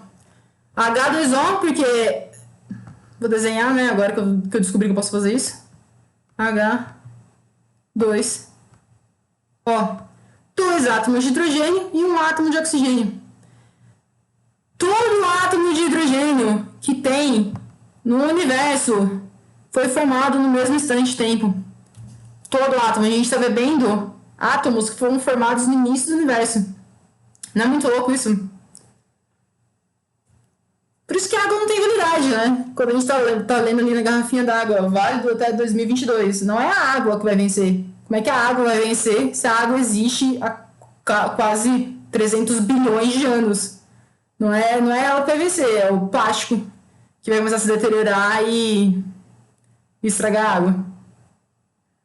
Bom, isso é uma curiosidade que eu trouxe para vocês aqui. Vamos ver o que mais a gente vai falar terminando essa aula. Uma outra curiosidade que eu falei, né? Que o Big Bang foi o começo da expansão do universo. Quando o universo não foi uma explosão, eu acho que é comum ouvir por aí que o Big Bang foi uma explosão, mas nada explodiu, não tinha nada para explodir. Foi uma expansão do espaço-tempo. E essa expansão continua acontecendo hoje. Não parou. O universo continua se expandindo, o universo continua ficando cada vez maior. Isso aqui, tanto experimentalmente quanto teoricamente, foi comprovado que isso está acontecendo. Lembra que eu falei lá no começo que o que existe no universo é energia e matéria? E que a gente consegue transformar uma coisa na outra? Nesse slide aqui, Einstein virou e falou, energia é igual a massa vezes velocidade da luz ao quadrado? É por causa dessa equação que a galera descobriu a energia nuclear. Quando as bombas nucleares foram feitas, quando os reatores de energia nuclear começaram a ser teorizados, foi por causa dessa simples equação, E igual a mc ao quadrado. Isso nos disse tudo o que a gente precisava para conseguir transformar massa em energia. E a gente cria muita energia. Quando a gente pega massa e transforma em energia, a gente cria muita energia. Para entender como é que a gente transforma massa em energia, a gente precisa entender um conceito aqui. Por exemplo, eu usando o modelo de Dalton, né, para explicar essas ligações químicas aqui. Aqui, sei lá, eu tenho, pode ser H2O, pode ser. Eu tenho uma molécula com 3 átomos. A massa dessa molécula, ela é menor do que se eu pegar e somar as massas individuais das partículas que compõem essa molécula. É isso que está escrito aqui em cima. A massa total do núcleo é menor do que a soma das massas das partículas que o compõem. Então, a massa dessa molécula ela é menor do que a massa das partículas sozinhas. Para ficar mais fácil visualizar, botei aqui numa balança. A massa da molécula ela é menor do que a massa das partículas isoladamente sozinha. Como assim? Da onde? Como? Por quê? Faz sentido isso? É um pouco contra-intuitivo, né? Mas faz sentido se a gente lembrar que E igual a mc ao quadrado e que eu preciso ter uma certa energia para deixar os átomos ligados em moléculas. Aqui, né? Energia de ligação é a energia necessária para que os átomos fiquem grudados em moléculas. Porque o que gruda eles ali, né? Tipo, do nada vai grudar? É uma questão de afinidade eletrônica, afinidade química, mas eu preciso gastar uma energia para deixar eles grudados, eles ligados. E essa energia vem de E igual a mc ao quadrado. Vem da diferença de massa entre essas partículas. Por exemplo, se eu pegar aqui a massa das partículas soltas, quando eu for ligar elas em moléculas, parte da massa total desse sistema aqui, parte da massa total dessas partículas vai se transformar em energia para elas conseguirem se ligar aqui. Como E igual a mc ao quadrado, massa é igual a E sobre c ao quadrado. Então, massa é energia e energia é massa. Eu consigo transformar uma coisa na outra. E massa é muita energia. Energia é igual a massa vezes c ao quadrado. E c, a velocidade da luz, é de quase 300 milhões de metros por segundo. É muita coisa. Então, quando eu transformo massa em energia, é muita energia. É assim que bombas atômicas funcionam. E isso aqui a gente consegue ver experimentalmente se a gente pegar uma balança, não qualquer balança, né, que balança aqui de casa vai conseguir fazer isso, mas balanças microscópicas eletrônicas conseguem ver a diferença de massa entre partículas. Por quê? Porque parte da massa das partículas ela é transformada em energia para manter os átomos de uma molécula unidos. Por isso que a massa das partículas isoladas ela é maior do que a massa dessas mesmas partículas quando elas estão em moléculas. Sabendo isso, o que a galera pensou? Pô, então como é que eu faço para pegar essa energia dessa ligação? E foi assim que a galera começou a pensar em energia nuclear. As bombas nucleares foram pensadas dessa maneira, de pegar essa energia de ligação dos átomos. Como? Bom, vou pegar um átomo muito grande aqui, que é chamado de núcleo fissionável, que eu vou fazer a fissão nuclear, que é diferente da fusão nuclear, né? A fusão eu junto elementos, e nessa junção eu também libero energia, e fissão é quando você solta esses elementos de um átomo, que também libera muita energia. Então, se eu tenho um núcleo atômico muito grande, quanto maior o núcleo atômico, mais instável ele é, porque ele é muito grande. Eu preciso de muita energia para manter todos os átomos presos nesse núcleo, todas as partículas presas nesse núcleo.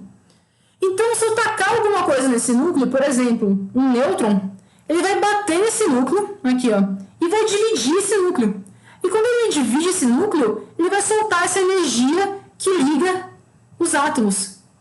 Então, ele solta essa energia e cria outros, e nessa ligação ainda sai outro nêutron. Então, esse nêutron é absorvido pelas partículas do núcleo, é liberada a energia, é soltado outro nêutron, esse nêutron que soltou bate no outro núcleo, que quebra, libera energia, solta outro nêutron, que bate em outro átomo, e assim vira uma reação em cadeia. Então, só precisa de um único nêutron para bater num núcleo ali e criar uma reação em cadeia onde as coisas vão se batendo. Bom, para a gente ter uma ideia do tamanho, por que átomos... Eu botei essa imagem aqui, ó. Para a gente ter uma noção do tamanho de um núcleo atômico. Isso aqui é só um modelo, né? Mas só para a gente ter um pouco de noção. Então aqui, por exemplo, ó, eu tenho um átomo de hidrogênio, na verdade um isótopo de hidrogênio, né, com um próton e um nêutron. E aqui, hidrogênio, hélio, lítio, carbono, nitrogênio, oxigênio, flúor, blá, blá, blá, blá, blá, blá. Aqui, ó, o urânio. O urânio tem massa atômica 208, significa que tem 208 prótons e nêutrons aqui dentro. É muita coisa, tô louca da canetinha. É muita coisa. É muito grande esse núcleo. Se eu tacar alguma coisa ali, vai desestabilizar esse núcleo, ele vai quebrar em partes menores, e nessa quebra, solta energia. Pensando nisso, a galera pensou, pô, posso fazer bomba atômica também, né? Péssima ideia, mas agora fez. Mas eu também posso usar essa energia para gerar energia elétrica para a sociedade humana. E foi assim que a galera pensou em fazer usinas nucleares. Então, como usinas nucleares funcionam? Elas funcionam da seguinte maneira, eu botei aqui um esquema, vou explicar mais ou menos. Também não dá tempo de explicar exatamente cada função, mas eu acho que, no geral, dá para entender. Primeiro que toda usina nuclear, ela sempre é feita perto, ou no litoral ou perto de um rio. Não sei se já perceberam isso, mas é sempre feita, precisa ter um reservatório de água. Porque precisa dessa água para gerar energia. Vamos ver por quê. Bom, quanto é o seguinte, você pega a água dessa fonte de água, você puxa ela para um reservatório de água aqui e deixa ela aqui. Aí você vai ter essas barras de combustível, que é onde vão acontecer as reações em cadeia de fissão nuclear. Aqui, é nesse reator que vai acontecer a fissão, que você vai jogar um nêutron no núcleo, vai formar uma reação em cadeia, vai liberar essa energia, e é essa energia que a gente vai tentar pegar. Mas como que a gente vai pegar essa energia, né? Pô, essa energia saiu, tá, mas como é que eu transformo essa energia em energia elétrica? Aí que tá. O que a gente vai fazer? Essa energia vai... Opa, deixa eu voltar pra cá. Essa energia vai passar para um outro reservatório, onde nesse reservatório tem água. Então, essa água vai ser esquentada por causa da energia que veio da fissão nuclear, né? Soltou muita energia. Essa energia vai virar energia térmica para esquentar essa água. Esquentando essa água vai vir e vai girar uma hélice, uma turbina, onde nessa turbina, botei aqui, cadê? Nessa turbina são hélices, toda usina elétrica funciona com o mesmo princípio, que é o princípio de girar ímãs, porque no movimento de ímãs, você gera uma corrente elétrica. Quem estiver no terceiro ano do ensino médio talvez tenha visto isso já, que o movimento de campos magnéticos geram correntes elétricas. Mas se não tiver visto, estou contando aqui para você agora. Então você coloca uma hélice, você coloca ímãs nessa hélice. Então essa hélice vai começar a girar porque o vapor d'água está passando por ali. Então vai girar a hélice, que vai movimentar esses ímãs, e o movimento do campo magnético dos ímãs induz uma corrente elétrica. E é essa corrente elétrica que a gente pega. É essa corrente elétrica que vai para o gerador de eletricidade e vai para a rede elétrica. E aí depois esse vapor, ele é condensado, né? Ele volta a virar água líquida, que pode passar pelo processo novamente. E aí depois que você termina de queimar seus combustíveis nucleares, você vem aqui para a torre de resfriamento para resfriar essa água, para poder jogar de volta essa água na sua fonte que você pegou. Por isso que muitas pessoas são... A galera vira e fala, pô, energia nuclear é uma energia que quase não machuca o meio ambiente, né? É quase isso, na verdade, porque se essa água não for resfriada de maneira certa, você está jogando água quente no ecossistema que vai matar ou vai modificar esse ecossistema. Então, você precisa ter cuidado com a energia nuclear, porque você faz muita energia quando você tira, você solta, você quebra átomos, né? Você pega essa energia de ligação, você consegue muita energia com isso. Se acontecer algum acidente aí, Deus nos acuda. Chernobyl foi um grande exemplo disso, tem aquela série Chernobyl também, que é baseada nesse acidente. É perigoso e também prejudicial no ambiente se essa água não for respirada de acordo, porque pode modificar o ecossistema ali. Bom, beleza? Como mencionei, eu ia falar também um pouco de antimatéria, já que a gente está falando sobre matéria, mas é um pouco frustrante, porque a antimatéria não tem nada a ver com destruição da humanidade. Na verdade, a antimatéria é uma coisa até um pouco chata, que ela só é o inverso da matéria normal. Então, o inverso é porque ela tem características inversas. Elas têm a mesma massa, mas elas têm, por exemplo, a carga contrária. Então, um pósitron é a antimatéria do elétron. É o elétron com carga positiva. Um antipróton é um próton com carga negativa. Um antinêutron é um nêutron formado por antiquarks. Porque como não tem carga, então o inverso da carga negativa é negativo. O inverso da carga neutra é neutro também. Então a antimatéria nada mais é do que a matéria inversa. É um pouco chato, na verdade, mas não tem nada demais. A única coisa que acontece é que se matéria e antimatéria se encontrarem, elas se aniquilam mutuamente. Então, se um elétron e um pósitron, que é a antipartícula do elétron, se encontrarem por aí, elas vão se aniquilar. E nessa aniquilação tem liberação de energia em forma de raios gama. Então, aqui, mais uma vez, a gente está vendo matéria virar energia. E esse processo inverso poderia acontecer também. Você consegue gerar partículas de antimatéria. E aí, a galera se pergunta, né? Pô, não existe nada... Por exemplo, a gente poderia ser formado de antimatéria que não ia mudar nada na nossa vida. Se todo o universo fosse o inverso, se o próton tivesse carga negativa e o elétron tivesse carga positiva, nada ia mudar. Tudo ia continuar igual, só ia ter invertido as cargas. E aí a galera se pergunta, pô, então por que será que existe mais matéria do que antimatéria? Se não faria diferença.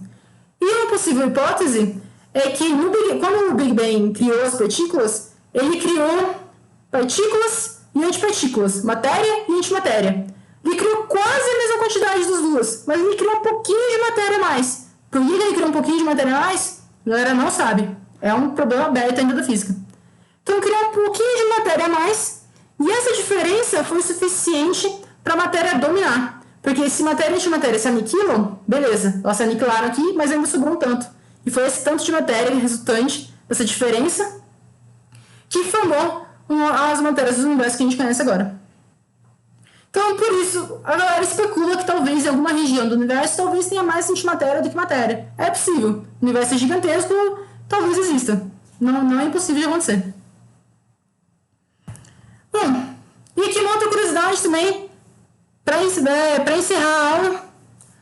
Como é que a gente sabe tanto tanto de partículas, né? Como é que a gente sabe tudo isso? Tudo isso que eu falei pra vocês aqui, da onde a galera descobriu isso?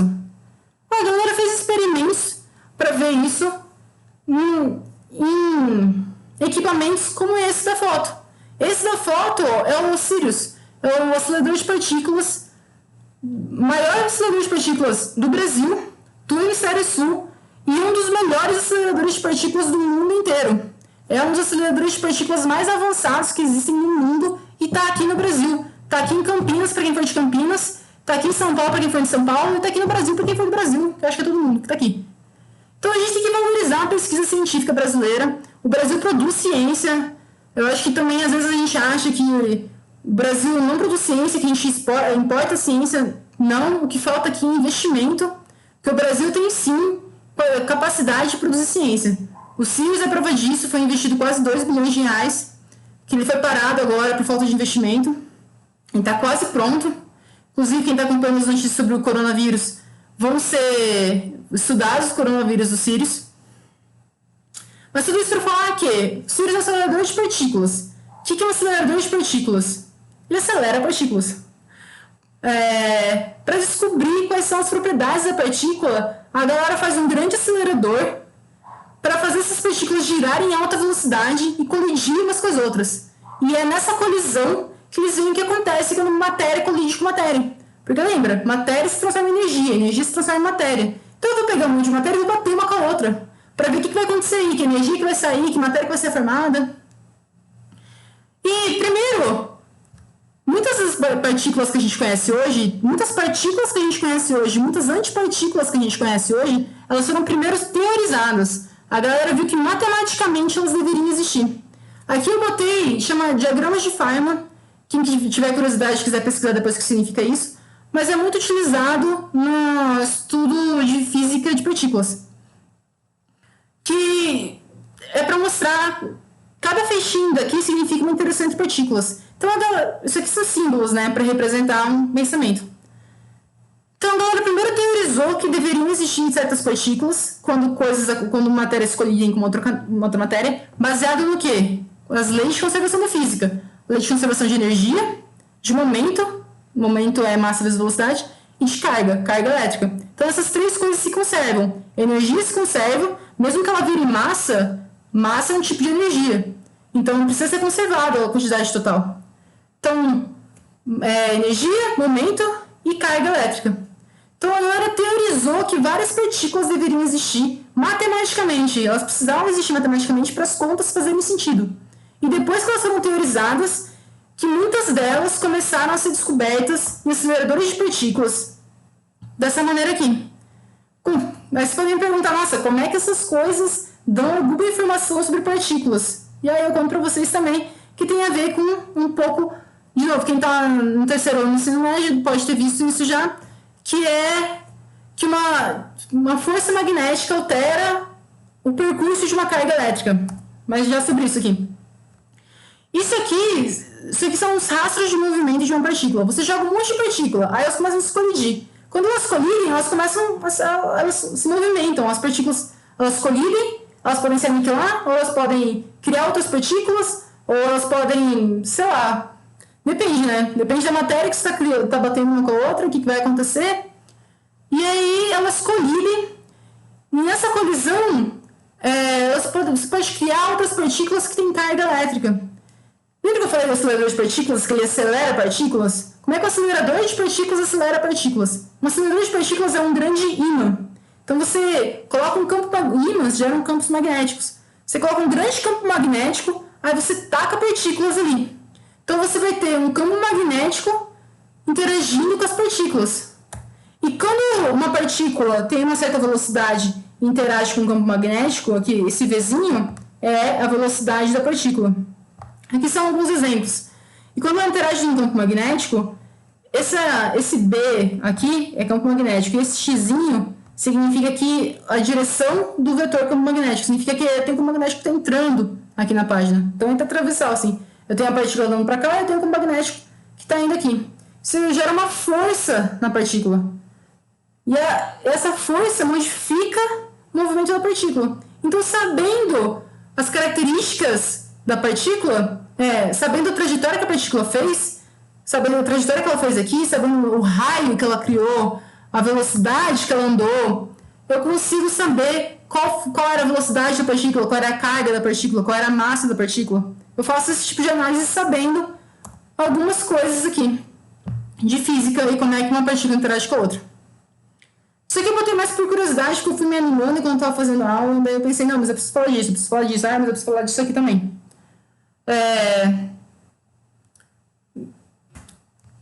Quase finalizando, prometo, só para mostrar por que essas partículas se movimentam.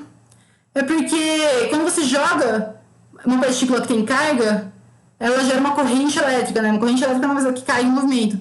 E uma carga em movimento gera um campo magnético. Se você coloca esse campo magnético formado pela partícula, a interação com outro campo magnético, como o campo magnético do seu acelerador de partículas, esse B aqui significa o seu campo magnético do acelerador de partículas, a interação desses campos magnéticos gera uma força. E é assim que essa força modifica o movimento da minha partícula.